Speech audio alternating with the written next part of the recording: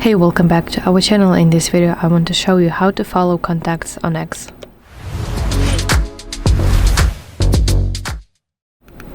So first of all, you have to enable contact sync. If you haven't done that yet, let's do that together. Open X application on your phone and you want to tap your profile picture in the top left corner of your screen.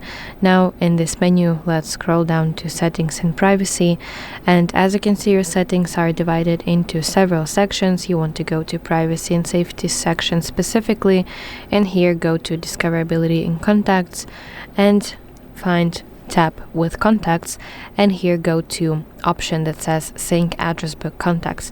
Please turn this on. After this, X application will ask you to decide if you want to share all of your contacts from your phone, or you can select specific people that you want to share. So do that, and now let's finally find and follow contacts on X.